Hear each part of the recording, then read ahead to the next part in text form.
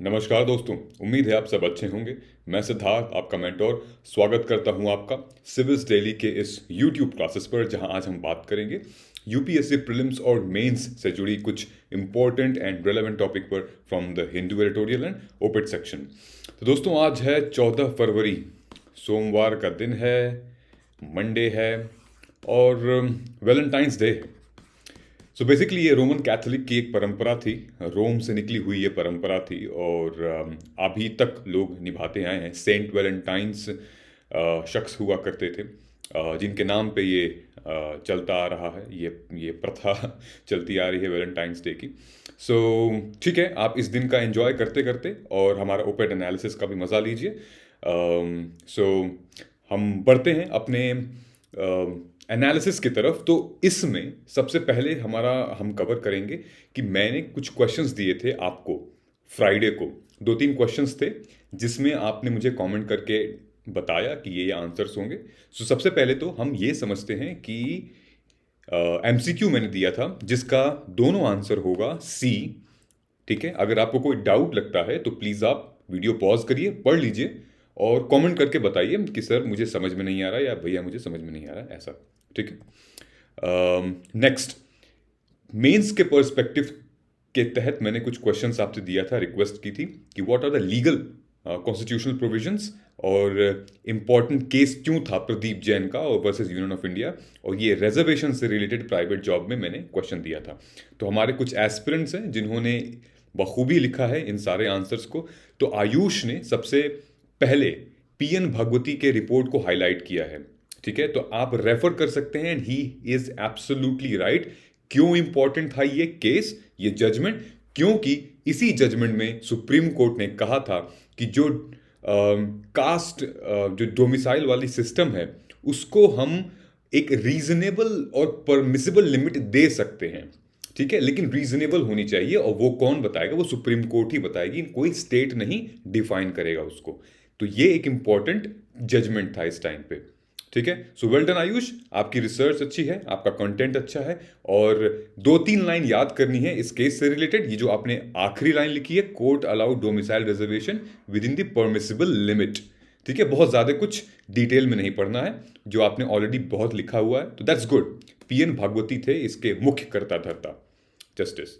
ठीक है, सेकंड, हम अपना आंसर जो आयुष ने फिर से लिखा है अबाउट द प्राइवेट सेक्टर में या फिर एम्प्लॉयमेंट से रिलेटेड हमारे कॉन्स्टिट्यूशन क्या कहता है। ठीक है, तो आर्टिकल 16 और आर्टिकल 371 ये याद रखिएगा, एम्प्लॉयमेंट से रिलेटेड आर्टिकल 16 और आर्टिकल 371 ये मुख्य इंपॉर्टेंट माना जाता है। एंड आयुष ने फिर से इसमें बहुत डिटेल्ड एनालिसिस की है, and this is the precise content, exact content इस पूरे दो आर्टिकल के लिए बनता है। ठीक है, तो आप इसको फिर से रेफर कर सकते हैं आयुष का, and well done Ayush, your approach is fine. You answer, I mean आपने ऑफ कोर्स ये डिफाइन किया है, ये मेंस आंसर का पर्सपेक्टिव नहीं है, लेकिन ये आपने डिफाइन किया है, सो वेल डन। आपने पूरा डिटेल में लिखा है। 32वें अमेंडमेंट एक्ट 1974 में ये सारी चीज़ें हुई थी। आंध्र प्रदेश आपने रेफरेंस भी दिया है, और ये सारे राज्य ऐसे हैं जहाँ पे कुछ कुछ कंसर्न्स उभरे हैं सोशली इकोनॉमिक वीकर सेक्शन से रिलेटेड। ठीक है, सो वेल डन बड़ी।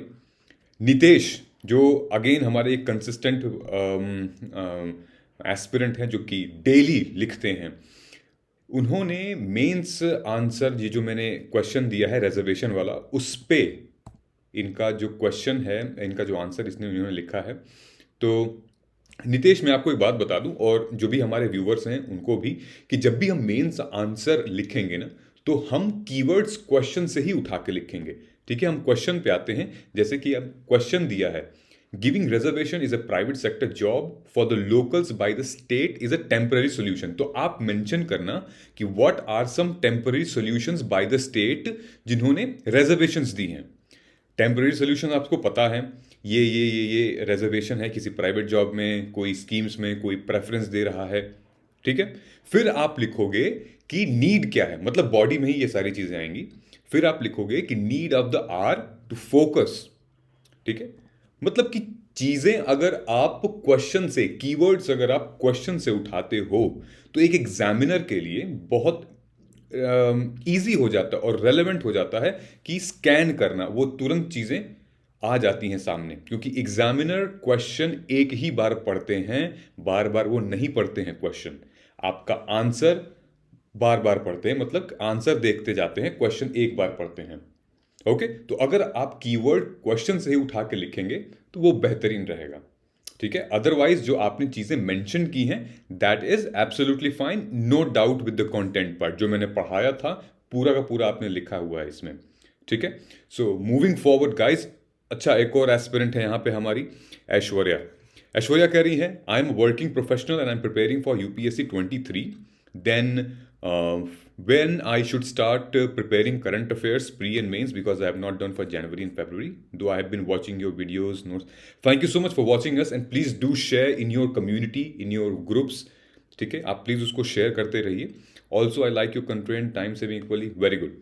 सो Aishwarya, you stay associated with us, okay. हमारे साथ आप प्रोग्राम में अपना आधा घंटा सिर्फ इन्वेस्ट कीजिए, और आधा से एक घंटा, and you will be absolutely fine with your current, not only with current, this is the mains approach which we are taking। ठीक है, हम एक करंट मुद्दा उठाते हैं और उससे चीज रिलेटेड जो पृष्ठभूमि होती है, उसका बैकग्राउंड होता है, हम पूरा डिटेल में उसको कवर करते हैं और उससे रिलेटेड प्रीलिम्स या मेंस में क्या क्वेश्चन आता है। ठीक है, तो इसके लिए भी हम एक वीडियो निकालेंगे कि आप 2023 के लिए प्रिपरेशन अभी से शुरू कैसे करेंगे, वो हम जल्द ही वीडियो निकालेंगे, उसको आप देखिएगा। फिलहाल you stay tuned with all our programs, वो बेल आइकॉन आप दबा दीजिए। So this is for everybody to press the bell icon so that आपको डेली वीडियोस हमारी मिले और हमारी वीडियो आपसे मिस ना हो, क्योंकि हम आपके लिए ही तो बना रहे हैं, अपने लिए तो हम बना ही रहे हैं, राइट। आपके लिए बना रहे हैं ताकि ये वीडियो आपसे मिस ना हो। ठीक है, सो गाइज, ये कुछ हमारे वीकेंड्स के प्रोग्राम थे जो काफ़ी अच्छे, जिन पे रिस्पॉन्स आए हैं पिछले एक दिन के अंदर।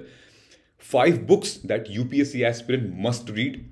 ठीक है, ये बहुत ही अच्छे से कवर किया है आद्या मैम ने, इसको ज़रूर देखिएगा। और एक ये मिस्टेक है दोस्तों, ये तो ज़रूर देखना कि ये एक ऐसी मिस्टेक है, ये एक मेरे एक स्टूडेंट के लाइफ से रिलेटेड है। उसने ये मिस्टेक की और उसका प्रीलिम्स नहीं निकला, और वो बहुत डिजर्विंग कैंडिडेट थी। प्लीज़ इसको वॉच कीजिएगा और वो मिस्टेक मत कीजिएगा। और फिर हमारा जो वीकली प्रोग्राम है प्लेसेस इन न्यूज़, ये तो है ही, इसको आप एक रिवीजन के तहत, वर्ल्ड मैपिंग के तहत आप देख सकते हैं। ठीक है, चलिए अब हम आगे बढ़ते हैं आज के आर्टिकल में। तो आज का द हिंदू का हम 2 आर्टिकल कवर करेंगे। ठीक है, एक है dipping graph in occupational safety and health, and दूसरा हम जरा सा अब देखेंगे कि in Uttar Pradesh the crux of welfare politics, क्योंकि यहाँ पे वेलफेयर आया है। ठीक है, एक कल्याणकारी राज्य, एक कल्याणकारी पॉलिटिक्स के बारे में बात की गई है, इसलिए मैं इस टॉपिक को कवर कर रहा हूँ। 2-3 चीज़ें हैं जहाँ आप हाईलाइट कर सकते हैं, आप देख सकते हैं। ठीक, ये एरा ऑफ कॉम्बेटिव फेडरलिज्म मैं कवर नहीं किया हूँ, क्योंकि ऑलरेडी मैंने इसको कवर किया हुआ है अपने इस वाले वीडियो में। 21 जनवरी को हमने कवर किया हुआ था, लिंक मैं डिस्क्रिप्शन बॉक्स में दे दूंगा, आप प्लीज़ इस वीडियो को देखिएगा, सब कुछ इसमें है, आपको वो आर्टिकल पढ़ने की ज़रूरत नहीं है। ओके, और दूसरा जो हमारा आर्टिकल था सेमीकंडक्टर ड्रीम से रिलेटेड, वो भी अंजुम सर ने कवर किया हुआ है सेमीकंडक्टर से, तो अभी फिलहाल उसमें कोई पढ़ने की ज़रूरत नहीं है। आप ये वीडियो 10 मिनट की है, आप फास्ट फॉरवर्ड करके 8 मिनट 9 मिनट में देख सकते हैं। ठीक है दोस्तों, तो चलिए हम चलते हैं हमारे पहले आर्टिकल की तरफ, जो कि बात करता है ऑक्यूपेशनल सेफ्टी और हेल्थ के बारे में। ठीक है, तो इसको मैं जूम इन कर देता हूं so that you can pause and you can actually see. So the dripping graph in occupational safety and health, ये एक बहुत ही माइनर सा मुद्दा उठाया है जो कि बहुत इंपॉर्टेंट है। ठीक है, जो वर्कर्स हैं, जो लेबर्स हैं, उनके सेफ्टी और उनकी हेल्थ से रिलेटेड एक मुद्दा इस पूरे के पूरे आर्टिकल में उठाया। हालांकि ये लेबर कोड के जो 4 कोड्स हैं उनमें से एक है। क्या हैं 4 कोड्स लेबर के, आइए समझते हैं। ठीक है, ये जीएस पेपर 2, 3 इसका अहम मुद्दा है। ठीक है, सो सबसे पहले जो हमारा ऑक्यूपेशनल हेल्थ है, जिसको हम ऑक्यूपेशनल सेफ्टी एंड हेल्थ कहते हैं, जिसको हम OSH कहते हैं। ओके, ये सबसे पहले इंट्रोड्यूस हुआ था 2019 में लोकसभा में। तो स्टैंडिंग कमेटी जो हमारी है उन्होंने इसको इंट्रोड्यूस करवाया था और पब्लिक से एक ओपिनियन मांगा था कि बताइए कि ऑक्यूपेशनल सेफ्टी एंड हेल्थ से रिलेटेड हम क्या क्या चीज़ें कर सकते हैं, क्या क्या प्रोविजंस ले आ सकते हैं। ठीक है, बेसिकली ये क्या था, this code aims to regulate employment of workers, ठीक है, including those engaged in contractors and their working condition across sectors.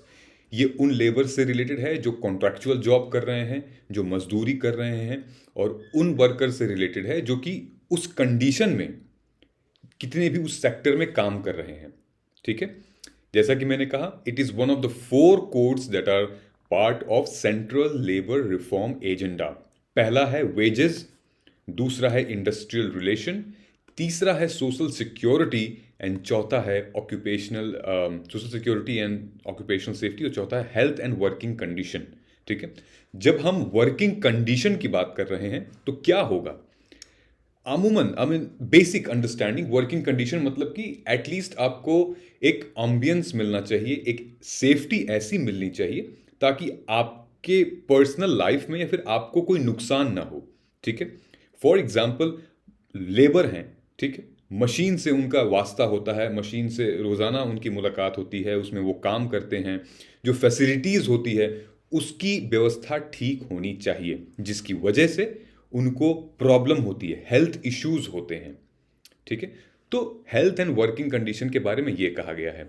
इसकी एप्लीकेबिलिटी, कौन कौन एप्लीकेबल होगा इसमें, कोई भी इंडस्ट्री, कोई भी कंपनी जो एटलीस्ट इन लेबर्स 10 लेबर भी अगर उनके पास होंगे, 10 या उससे ज़्यादा लेबर होंगे, तो उन पे ये एप्लीकेबल होगा, ये कोड एप्लीकेबल होगा अगर पब्लिश हो जाता है, अगर अच्छे से इंप्लीमेंट हो जाता है पार्लियामेंट से, तो पास हो जाता है तो।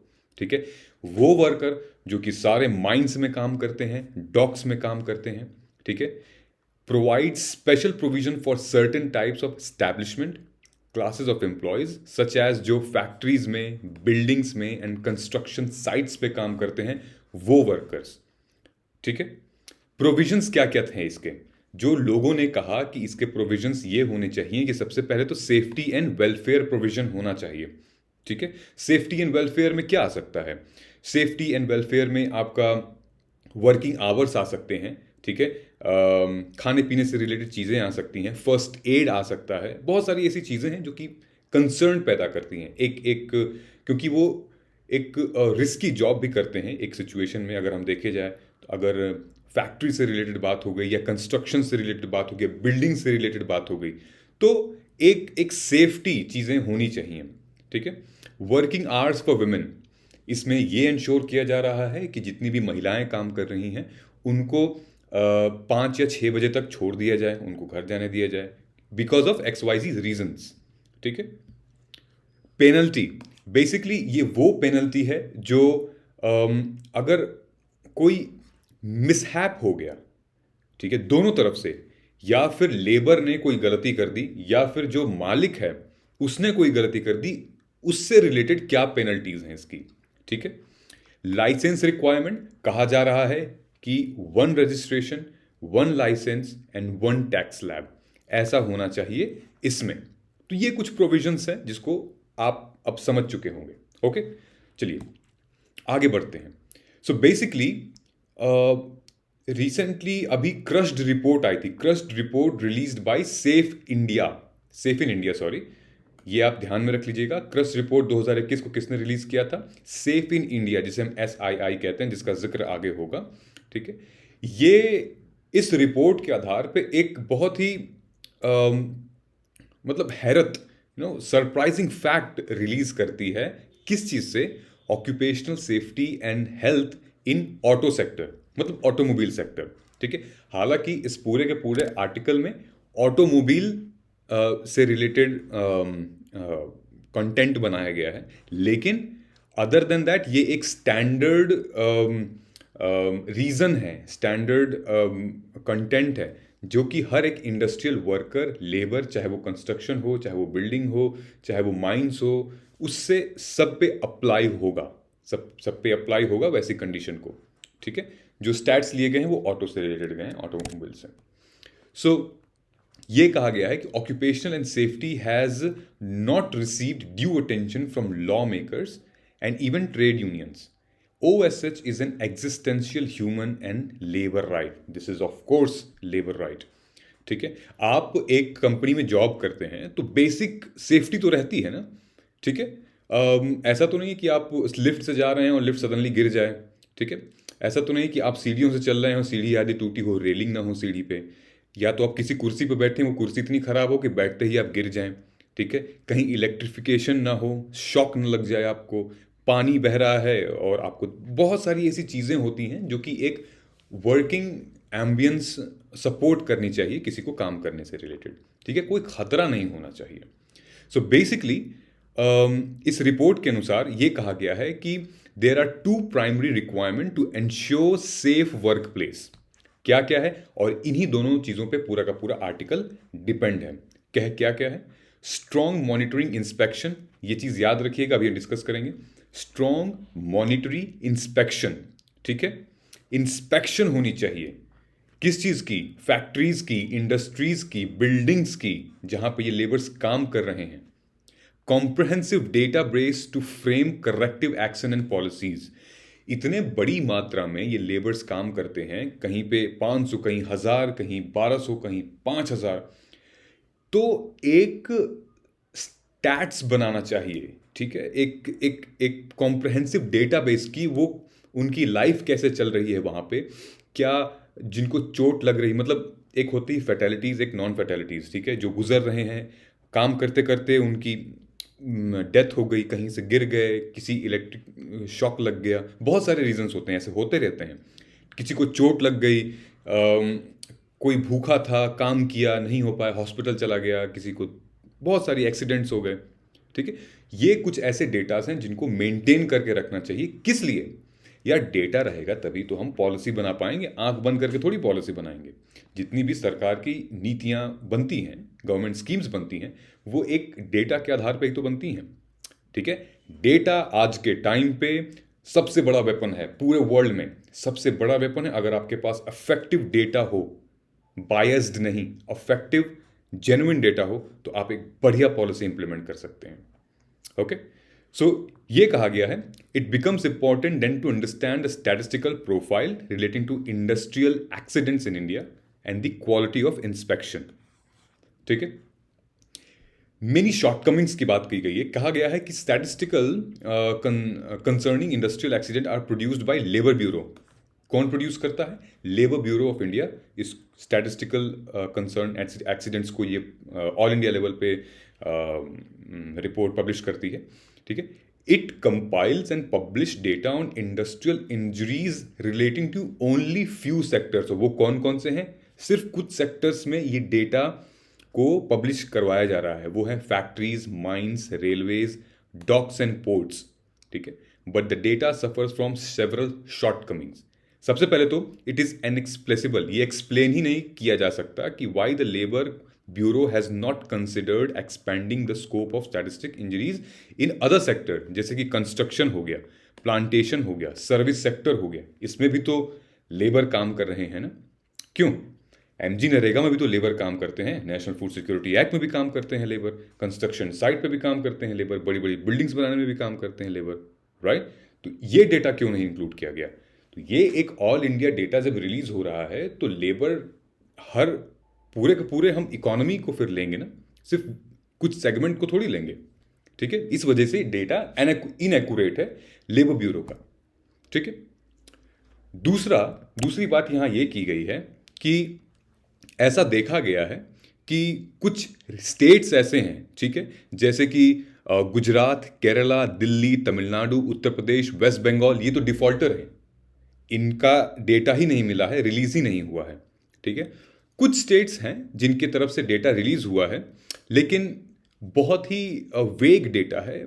आप खुद देखिए, अगर मैं यहाँ पे जूम करूँगा तो यहाँ पे मेंशन किया हुआ है कि it is not surprising that the number of fatal injuries declined from average 21,370 fatal injuries थे.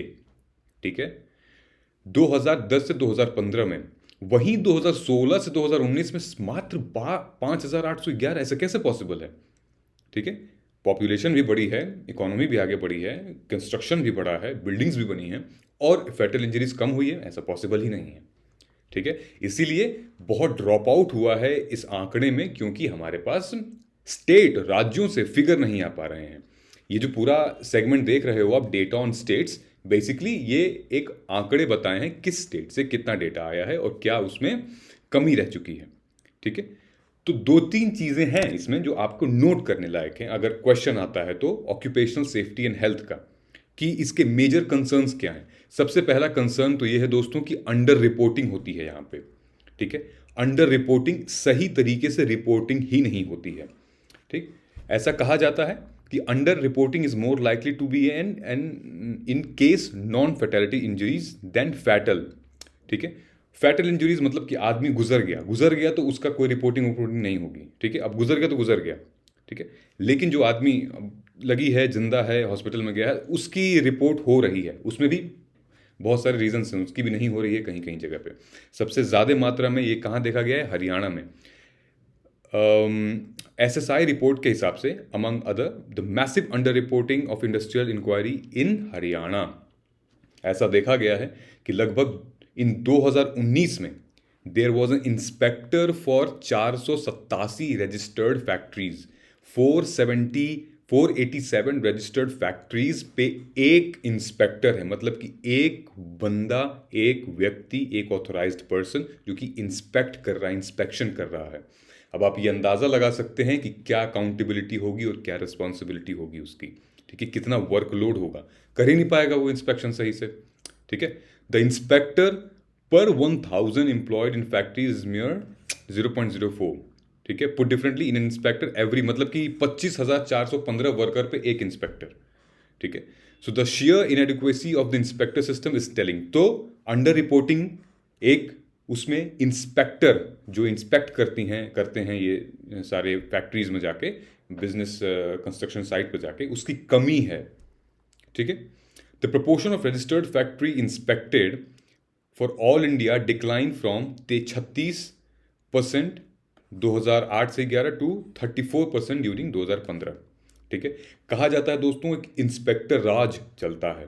ठीक है, बेसिकली कुछ स्टेट्स, बिहार, झारखंड, उत्तर प्रदेश जैसे कुछ स्टेट्स में तो छोटे छोटे जगहों की सिर्फ इंस्पेक्शन होती है, बड़े इंडस्ट्रीज, बड़े कारोबारों की, फैक्ट्रीज की इंस्पेक्शन होती ही नहीं है। वो तो आप समझ रहे हैं ना कि बेसिक लेवल पे वहाँ कभी कभी करप्शन भी इन्वॉल्व हो जाता है, पैसे रुपए दिला के काम खत्म हो गया।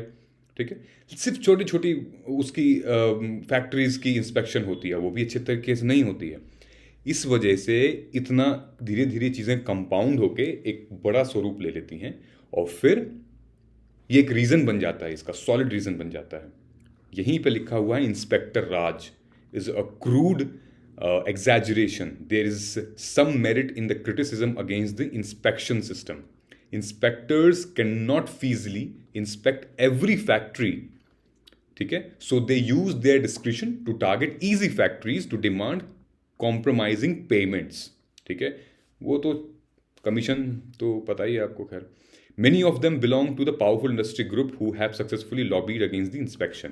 नहीं लेते, नहीं करते हैं, पैसा खिला देते हैं, घूस खिला देते हैं, नहीं इंस्पेक्शन होती है। ठीक है, otherwise inspector Raj is a cultivated myth. ठीक है, ऐसा कुछ है नहीं, ये कल्टिवेटेड मिथ है। अगर चाहें तो इफेक्टिवली हम मॉनिटर कर सकते हैं इनको। ठीक, अब इसमें पॉइंट आपको क्या नोट करने लायक है? पॉइंट ये नोट करने लायक है कि दो क्या चीजें, पहली इंस्पेक्शन से रिलेटेड और दूसरा डेटा। दोस्तों अगर ये चीज ठीक हो गई, मजा आ जाएगा। ऑक्यूपेशनल सेफ्टी हेल्थ से रिलेटेड हम ऐसी पॉलिसीज निकाल सकेंगे कि हमारे पास एक अच्छा डेटा होगा, और जैसे अच्छा डेटा होगा वैसे अच्छी पॉलिसी होगी, और जैसे अच्छी पॉलिसी होगी वैसा हम इंस्पेक्शन करेंगे, एक अकाउंटेबिलिटी बढ़ेगी, रिस्पॉन्सिबिलिटी बढ़ेगी। ओके, पहला क्या है? पहला दो स्टैटिस्टिकल फैक्ट्स हैं जो एक important legal and labour aspect policy के तहत देखते हैं। पहला है mindless liberalisation of the inspection system. मतलब कि आप इतने ज़्यादा उदारवाद हो जाओ, इतने ज़्यादा अब लिबरल हो जाओ कि आप इंस्पेक्शन सिस्टम को ही नहीं देख रहे हो। ठीक है, सब कुछ आप छोड़ दिए। इस वजह से जो लेबर मार्केट है वो कभी भी गवर्न नहीं हो पाएगी। ठीक है, अनुशासन कभी भी नहीं आ पाएगा वहाँ पे। सेकंड है simplifying the annual returns and self certification system, ठीक है, weakening the already poor statistical system, specially the industrial injured, ठीक है।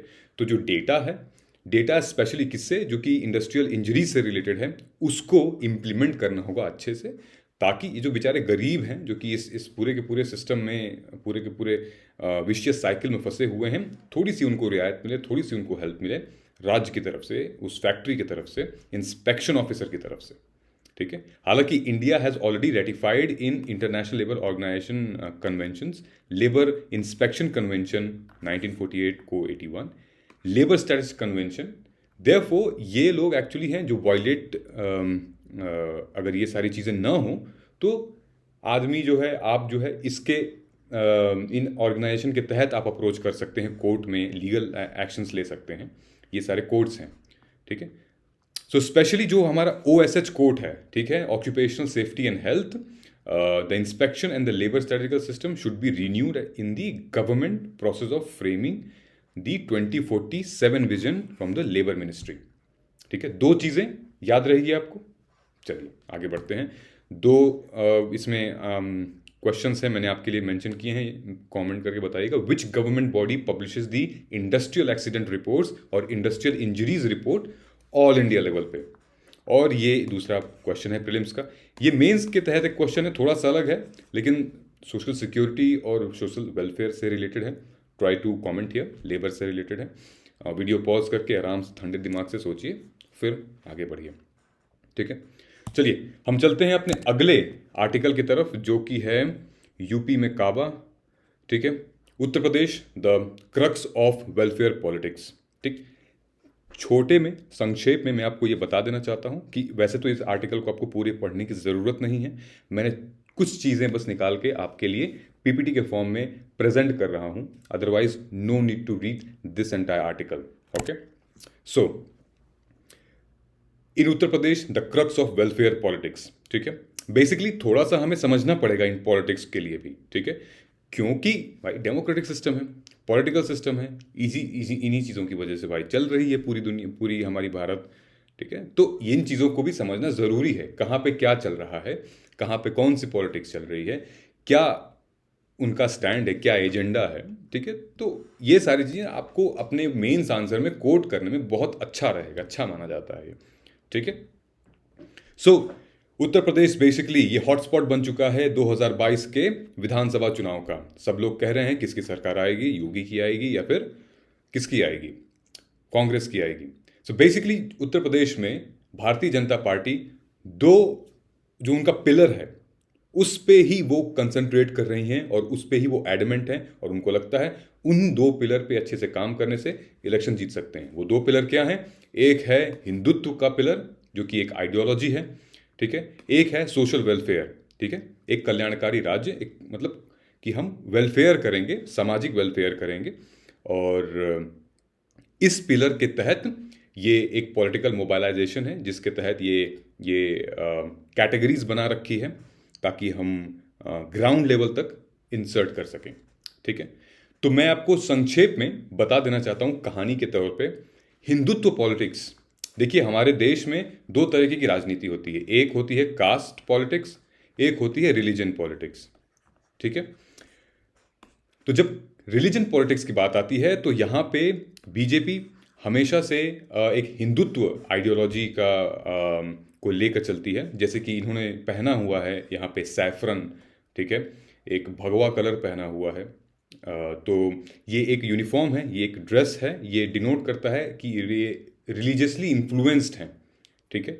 तो हालांकि स्टेट और रिलीजन, हमारा कॉन्स्टिट्यूशन क्या कहता है कि state should be separate from the religion, ठीक है। रिलीजन और स्टेट इसमें अलग अलग होना चाहिए, एक साथ नहीं है डेमोक्रेटिक स्टेट में, ठीक है। एक सॉवरेन डेमोक्रेटिक स्टेट में राज्य और धर्म एक साथ नहीं चल सकता। हाँ, लेकिन एक डेमोक्रेटिक स्टेट में राज्य ने आज़ादी दी है धर्म को अपने हिसाब से चलने की, ठीक है, लेकिन उसका इन्फ्लुएंस नहीं होना चाहिए, ठीक। हिंदुत्व के आइडियोलॉजी में यहाँ पे यही देखा जा रहा है कि बेसिकली जो अपर कास्ट हैं, ठीक है, अपर बोले तो यहाँ पे हिंदू आप ले लीजिए, ठीक है, मतलब कि इसको निगेट की मुस्लिम से और अदर कम्युनिटी से इनको निगेट किया जा रहा है। ठीक, सो यहाँ पे हिंदू जो रिलीजन है, जो धर्म है, उसका एक वोट बैंक है हिंदुत्व के साथ। ठीक है, तो वो इस पिलर के साथ काफी फर्म नजर आ रहा है कि हिंदू लोगों का वोट काफी जाएगा बीजेपी को। नाउ सोशल वेलफेयर, रिलीजन में तो समझ में आ गया आपको। अब कास्ट में तो बीजेपी हमेशा से ये कहती हुई आई है कि हम एक ऐसी पार्टी हैं जो कि ना जाति, ठीक है, और ना ही जाति और जो छोटी जाति होती है या फिर हिंदू या दलित, उस पे वो भेदभाव नहीं करते। ठीक है, जातियों में भेदभाव नहीं करते वो, ये ऐसा बीजेपी का कहना है। तो बेसिकली बीजेपी क्या कर रही है कि जितने भी ये कास्ट हैं, ठीक है, चाहे वो ओबीसी, एसटी, एसटी, एससी यहाँ पे कैटेगरी में, सोशल वेलफेयर के थ्रू इनको एक तरीके से मोबालाइज किया जा रहा है, एक तरीके से इन्फ्लुएंस किया जा रहा है। अब वो सोशल बेनिफिट, सोशल वेलफेयर क्या है वो हम समझते हैं।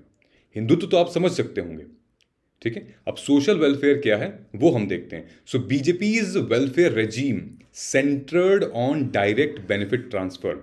आप सबको ये पता होगा डीबीटी, डायरेक्ट बेनिफिट ट्रांसफर की जो फैसिलिटी है, जहां से डायरेक्ट पेमेंट राज्य सरकार से या केंद्र सरकार से लाभार्थी, मतलब कि जो बेनिफिशियरी हैं, उनके अकाउंट में डायरेक्ट जाती है। बीच में कोई मिडिल मैन नहीं है। क्यों नहीं है मिडिल मैन? क्योंकि अब डिजिटलाइज हो गई है कुछ चीजें। ठीक है, इसी बारे में हम बात करेंगे कि जो कास्ट पॉलिटिक्स है, जहां बीजेपी मना कर रही है कि हम कास्टिज्म नहीं करते, वहीं पे उन लोगों को अपने फेवर में या फिर एक अगर फेवर में भी नहीं लेकिन एक सपोर्ट करने के लिए, ठीक है, ताकि उस इलेक्शन में एटलीस्ट हमारा कंट्रोल स्ट्रांग हो, तो लोग यहाँ पे बेसिकली जो गवर्नमेंट है वो डायरेक्ट बेनिफिट ट्रांसफर का मदद ले रही है। ठीक है, कहा जाता है दोस्तों कि जैसे अब बीएसपी थी, ठीक है, बहुजन समाजवाद पार्टी मायावती जी की थी, कहा जा रहा है कि इस चुनाव में उनका स्टैंड उतना नहीं है। ठीक है, जो उनके वोटर्स हैं, अब जो वोटर्स भी हैं ना दोस्तों, वो भी समझ चुके हैं कि जो नेशनल लेवल की पार्टीज हैं, ठीक है, कांग्रेस हो गया, बीजेपी हो गई, जो नेशनल लेवल की पार्टीज हैं, उनके साथ एसोसिएट रहने में थोड़ा सा फायदा है, क्योंकि डीबीटी, डायरेक्ट बेनिफिट ट्रांसफर या फिर कुछ ऐसी स्कीम्स का वो कहीं ना कहीं फायदा उठा सकते हैं उससे। ठीक है, उनको ये लगता है कि अगर मैं बहुजन समाज पार्टी, अगर समाजवाद पार्टी के साथ अगर मैं एसोसिएट होता हूं या होती हूं, क्या पता उनकी सेंटर में सरकार ना बने और स्टेट में सरकार बने, या स्टेट में भी ना बने, सिर्फ और सिर्फ वो हमारे एमएलए या एमपी रह जाएं, तो वो फिर मज़ा नहीं आएगा। ठीक है, तो वो उनका रिप्रेजेंटेटिव, मतलब कि जो एथनिसिटी है उसके साथ ना जाके वो को एथनिसिटी, मतलब कि उनके सह पार्टनर हैं जो कि बीजेपी है, कांग्रेस है, उनके साथ वो एसोसिएट होते हैं।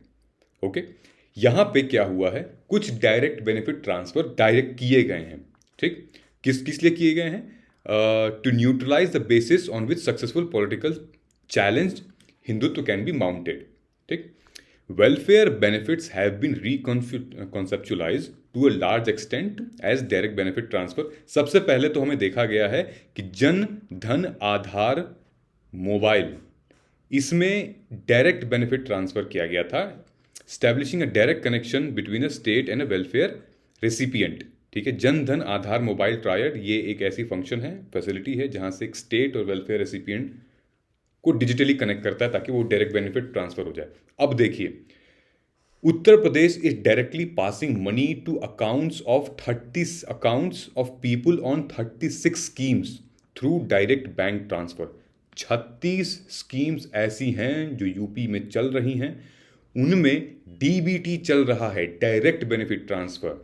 उसमें से कुछ सेंट्रल स्पॉन्सर्ड स्कीम है, कुछ स्टेट स्पॉन्सर्ड स्कीम है। सेंट्रल स्पॉन्सर्ड स्कीम बोले तो जैसे प्रधानमंत्री किसान सम्मान निधि योजना, प्रधानमंत्री उज्ज्वला योजना, प्रधानमंत्री जन आरोग्य योजना, ये कुछ ऐसी स्कीम्स हैं जहां पे योगी सरकार ने, बीजेपी गवर्नमेंट जो यूपी में है, उन्होंने 1100 रुपये हर पेरेंट्स के अकाउंट में ट्रांसफ़र किए ताकि लोग स्कूल यूनिफॉर्म जाके ले लें।